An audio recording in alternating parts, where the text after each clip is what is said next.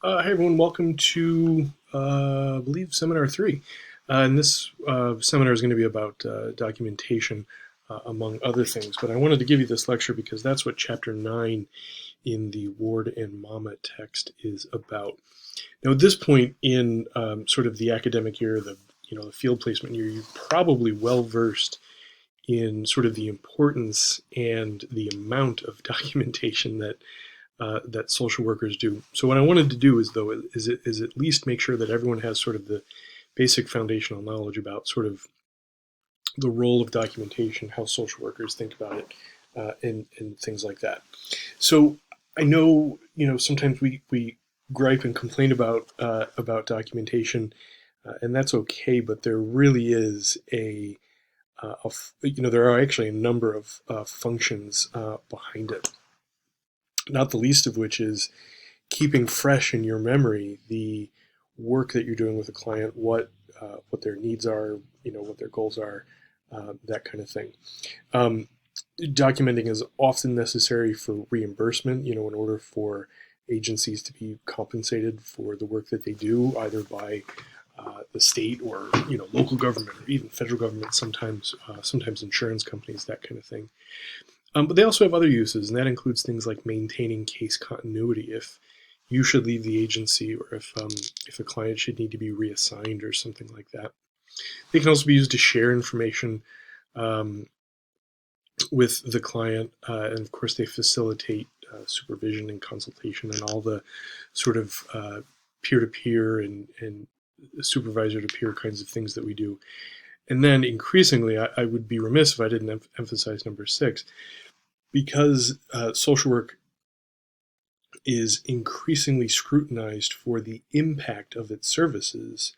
The documentation that we produce is increasingly being used as evidence that what we're doing is impactful, or is making a difference.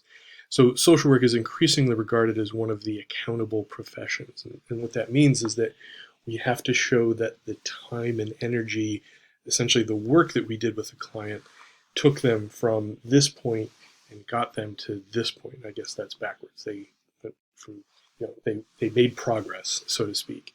And we have obviously an ethical obligation to show progress, but also there's practical obligations as well. We don't want to be wasting our time. We don't want to be wasting resources, our clients' time, that kind of thing.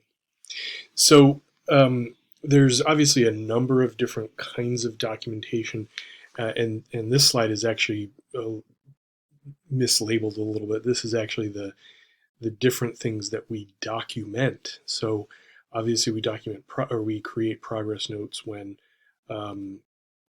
we meet with clients for treatment or a session, or to work on something or like that. But we also document phone conversations, email conversations, correspondence from other providers, messages, things that we do for clients if there's an advocacy portion to the job, that kind of thing. The sort of common wisdom about documentation is that if you didn't document it, or if it isn't written down, it never happened. And as much as those words are sort of bandied about, they're true. If it's not part of a client's sort of record, it wasn't done. It didn't happen. So the goal really with that is to stay as up to date as is humanly possible on notes, because when you're doing them immediately after the session occurs, or as close as possible after the session occurs, or as soon as possible after the phone call is made or something like that, your notes are going to be more accurate. You're less likely to forget things. Your memory will be fresher. They're actually easier to write, quite honestly, when you do them immediately, or as immediately as you can. There are a number of different kinds of or formats of notes: SOAP notes, DAP notes, pot notes, pour notes. There are sort of open format notes. Different agencies might have different kinds of things. I use SOAP and DAP notes. I also had a supervisor that was really big. This is going back a number of years, but was really big on just sort of open format notes. Um, and so for a very long time, I wrote open format notes. I'm much more likely to use SOAP and DAP notes right now. But again, just keep in mind that your agency may have a format that it prefers to use, or you may be able to pick, quite honestly, from among these formats and along with a few others. So another sort of common uh, uh, type of documentation that we're generating is some kind of a psychosocial assessment. Psychosocial assessments are done, in the first session or maybe the first 2 or 3 sessions, depending on what the agency's policies are. Oftentimes, clients may not expect to be, to be assessed, but as you may be aware, talking about the function of the assessment and showing interest in a client's problems is actually a really good way to establish rapport. So, you don't need to hide behind a clipboard or the sheet you're using to taking notes. If you use an iPad or a tablet or a laptop or something like that to take notes as well, I realize that sort of puts another barrier between you and the client, but there's really no reason to hide behind that as well. Again, it's okay to explain the purpose of the assessment or the purpose of the note, the documentation that you're creating. And oftentimes, clients, especially those who are coming to treatment for the first time, are often very grateful that someone is taking an interest in their problems. So there is another term that's sort of tossed around, and that is something to do with the therapeutic value of assessment. And what that simply means is that the act of assessing a problem can be helpful for a client for the exact reason that I said. Someone's showing interest, someone's listening to them, someone's asking them questions about their problems, and quite honestly, that might be a new experience for some clients. Intervention plans is sort of another type of documentation, again, depending on the agency policy. You may have 3 sessions to do an assessment, and then by session 6 or something like that, the intervention plan is written. Sometimes that's different. Sometimes the intervention plan needs to be created by session 3 or something like that. Again, the nature of the work in the agency is going to be different. The point, though, is that the intervention plan is referenced in every progress note, so that you're reporting on progress made or how you use the intervention to make progress towards the goals that are specified in either the assessment or the intervention plan. Sometimes there are quarterly notes. Sometimes they call them different things. Like 6-session progress notes I think is what they were called at one of the agencies I worked at. And so every 6th session, I think we had to do it was sort of a follow-up assessment and a kind of a report on progress towards goals. But obviously, sometimes they're called quarterly notes or something differently. So they might be written every 3 months. Some agencies may just ask that the treatment plan is updated, and so that sort of takes the form of a quarterly note as well. What I think of these is typically a one level of abstraction. So you've got the assessment that informs. Let me get my hand in the picture here. You've got the assessment that informs what it is you have to do. The treatment plan that tells you sort of how you're going to get there and what success looks like. And then you've got the progress notes that are sort of the session by session reports of how things are going. Higher level of abstraction than that is some kind of a quarterly note or whatever it's called that sort of summarizes progress made, among a couple of progress notes or something of that nature. Last kind of documentation is discharge summaries. Sometimes there's letters that you write to other providers or other people with an interest in the client's life. Obviously, that's part of the client file as well. I can't stress this enough. Proofread your notes. Proofread everything it is that you write. Assume that someone else will read these notes at some point. I can't tell you how important that is. Assume that someone else will read these notes at some point. It might be a supervisor that's reading them. It might be a quality improvement or a quality assurance person in the agency.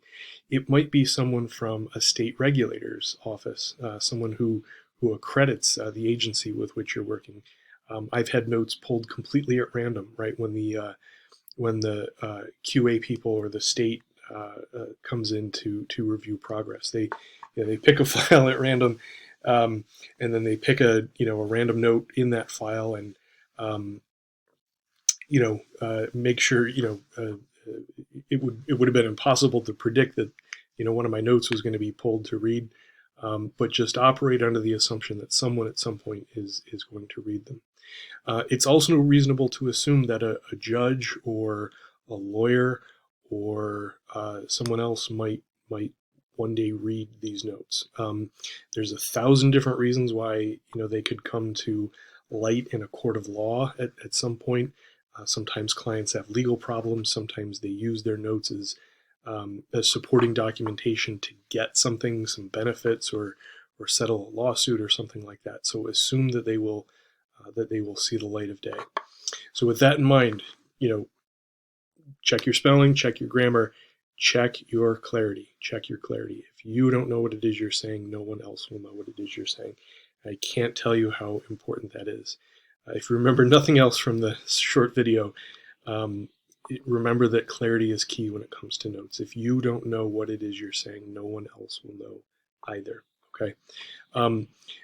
I am not a fan of slang and cursing in notes. Some agencies have different policies. They want you to report exactly what it is a client said or something like that. So go with what the agency says. Don't go with what it is that I'm saying. But the reason I'm not a fan of slang or cursing is that it doesn't necessarily present a professional picture. But again, what the agency says should supersede what it is I'm saying. Lastly, recognize that writing notes is a skill, and you will you will get better with time. That's important. But be aware of what you're good at and what you're working on. Ask your supervisor to review them. Some agencies have a plan where supervisors sign off on notes for the first 6 months or something like that, or they have to sign off on notes that all interns create or something like that. That's okay. That's intended to help you get better. I hope this goes without saying, but under no circumstances should you create false documentation. It is illegal. It is unethical. It is irresponsible. It is just plain wrong. I have seen people lose jobs because they created because they falsified documentation. And I've seen that progress as far as people being asked to compensate the funding agency for money that was paid because this falsified note was created. I don't know what the outcome of that was. I wasn't privy to that information, but it really could get ugly very quickly if notes or documentation is ever found to be falsified. I would suspect that people who falsify notes have trouble finding work, so absolutely don't do it. I'm under the impression that the reason people falsify notes is because they're stressed, they have a lot to do, they can't get everything done, they have to show a certain level of productivity, they have to maintain a certain standard or something like that. If that happens, right, if you find that you're just absolutely buried in work and you can't meet productivity requirements and maintain standards, talk to your supervisor.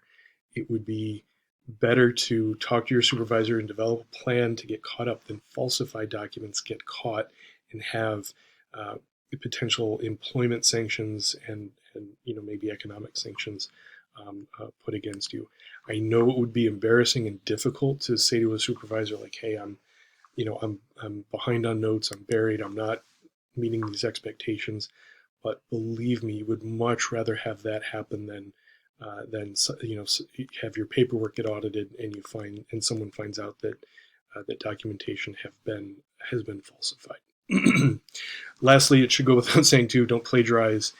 It's hard to plagiarize in notes. I mean, you may be writing down quotes or things that clients say in a specific session. That again would be something that agency policy would dictate whether or not you can do. But in general, your notes should be your own. Stringing quotes is this idea where you just paste in something from something else, put quotes around it, and that forms the basis of an entire sentence. So it's like a copy and paste, and representing that work as your own. Because I'm an educator, I see students do that sometimes in papers, and I don't like it in papers, and I don't like it in notes either. It's not appropriate, so don't do it. If you are going to quote a client, the client said that. Excuse me. It's very important that you contextualize that quote by saying something to the effect of, "The client said that," open quotes, blah blah blah, close quotes. Okay, so you're contextualizing the quote that you're using in your particular note. You're not stringing quotes or quote dropping. That's the other term for that. So I hope this was helpful. A little longer than usual. Thanks for sticking around. As always, if you have any questions, feel free to get in touch.